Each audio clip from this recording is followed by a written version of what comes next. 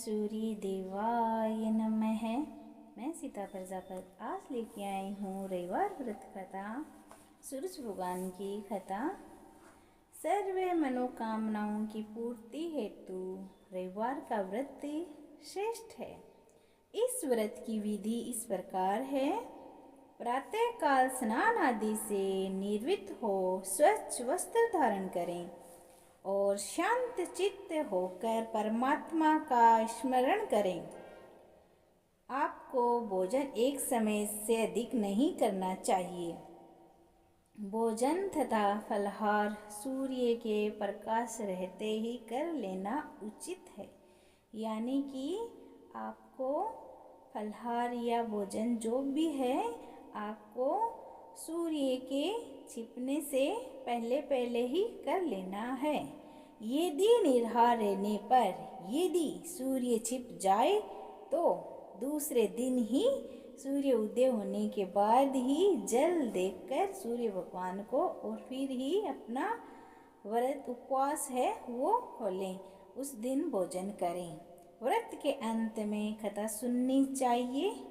व्रत के दिन नमकीन कढ़ाई की जो बनी चीज़ें हैं तलयुक्त भोजन कदापि ग्रहण नहीं करें।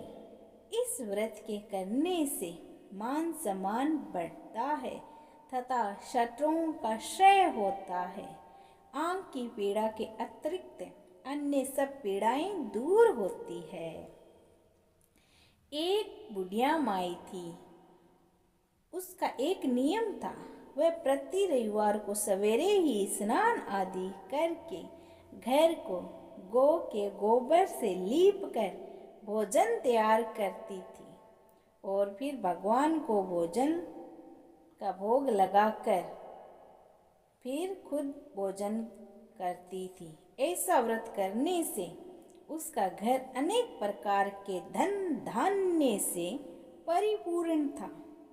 श्री हरि की कृपा से किसी प्रकार का विघ्न या दुख नहीं था। सब प्रकार से घर में आनंद ही आनंद था। इस तरह कुछ दिन बाद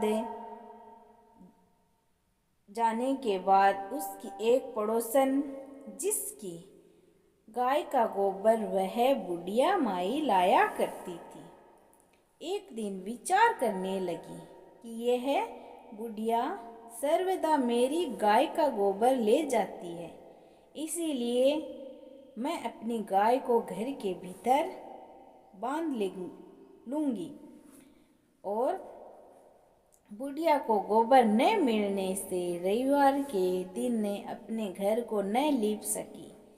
इसीलिए उसने न तो भोजन बनाया न भगवान को भोग लगाया, क्योंकि भोजन बनाया ही नहीं तो भोग कहाँ से लगाएगी। तथा स्वयं भी उसने भोजन नहीं किया। इसी प्रकार उसने निराहार व्रत किया। रात्रि हो गई, वह भूखी सो गई बुढ़िया माई। रात्रि में भगवान ने उसे स्वप्न में दर्शन दिया और भोजन न बनाने तथा भोग न लगाने का बुढ़िया माई ने कारण पूछा। बुढ़िया माई गोबर न मिलने का कारण सुनाया भगवान को।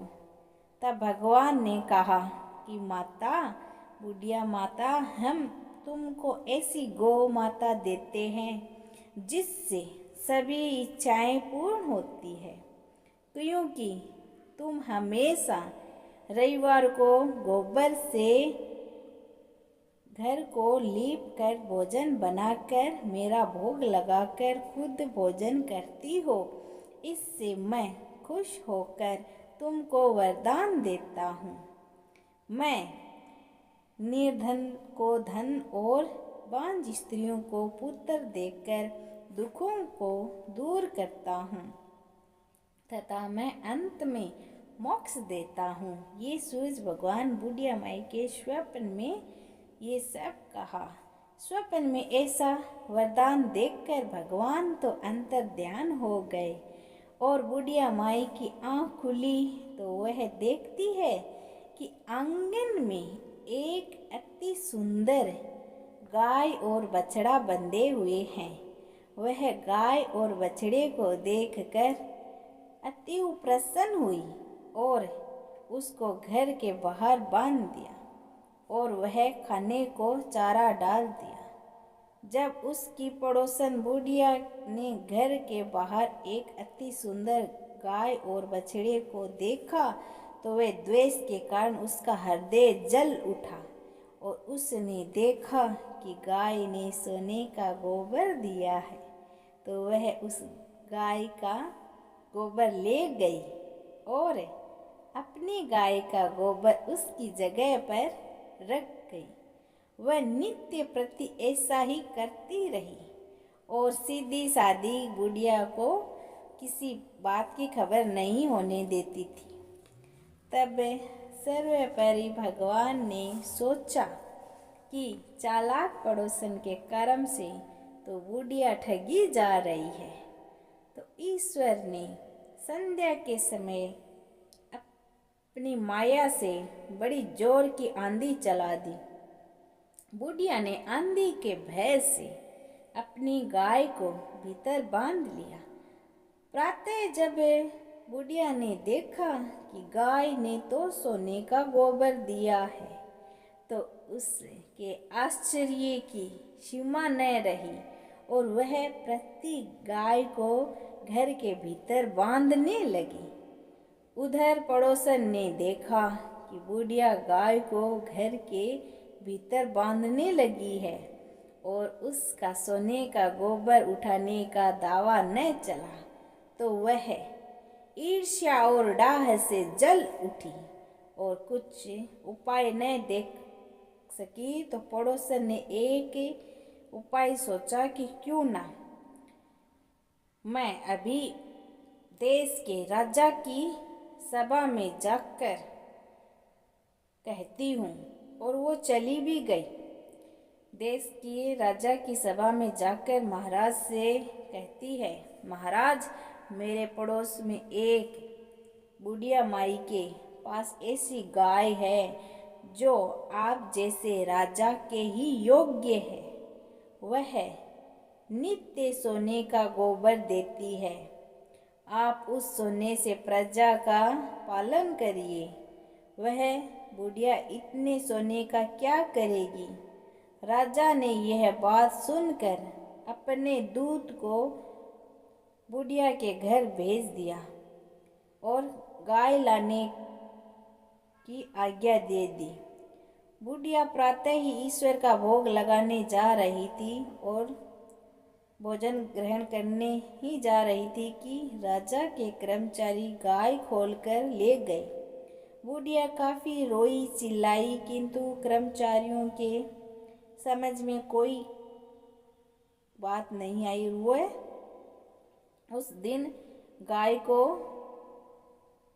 वियोग में भोजन न खा सकी और न भोग लगाया। वह रात भर रो रो कर ईश्वर से गाय को पुण्य पाने के लिए प्रार्थना करती रही। उधर राजा गाय को देखकर बहुत प्रसन्न हुआ, लेकिन सुबह जैसे ही वह उठा तो सारा महल गोबर से भरा दिखाई देने लगा। राजा यह देखकर घबरा गया। भगवान ने रात्रि में राजा के स्वप्न में आकर कहा कि हे राजा, गाय को बुढ़िया माई को लौटाने में ही तेरा भला है। उसके रविवार के व्रत से मैं प्रसन्न होकर और गाय दी है। प्रातः होते ही राजा ने बुढ़िया को बुलाकर बहुत से धन के साथ सम्मान सहित गाय और बछड़ा लौटा दिया। उसकी पड़ोसन को बुलाकर उचित दंड दिया। पड़ोसियों को ऐसा ही दंड मिलना चाहिए। इतना करने के बाद राजा के महल से गंदगी दूर हुई। उसी दिन से राजा ने नगरवासियों को आदेश दे दिया कि राज्य की तथा अपनी समस्त मनोकामनाओं की पूर्ति के लिए रविवार का व्रत रखा करो। व्रत करने से नगर के लोग सुखी जीवन व्यतीत करने लगे। कोई भी बीमार तथा प्रकृति का प्रकोप उस नगर पर नहीं होता था। सारी प्रजा सुख से रहने लगी। बोलो सूर्य भगवान की जय हो। अब मैं पढ़ूंगी आरती। इस आरती में कोई गलती हो तो मुझे क्षमा करना। कहो लगी आरती दास करेंगे, सकल जगत जांकी ज्योति विराजे। सात समुंदर जांके चरणी बसे, कहाँ भयो जल कुंभ भरे हो राम। कोटि भानु जांके नक की शोभा, कहाँ भयो मंदिर दीप धरे हो राम। भार उठाकर रुमाबली जांके, कहाँ भयो सिर पुष्प धरे हो राम। 56 भोग जांके नित प्रति लागे, कहाँ भयो नवेद धरे हो राम। अमित कोटि जांके बाजा बाजे, कहाँ भयो झनकार करे हो राम। 4 वेद जांके मुख की शोभा, कहाँ भयो ब्रह्म वेद पढ़े हो राम। शिव सनकादिक आदि ब्रह्मादिक नारद मुनि जांको ध्यान धरे हो राम। हिम मंदार जांको पवन झकोरे, कहाँ भयो सिर चूर डुरे हो राम।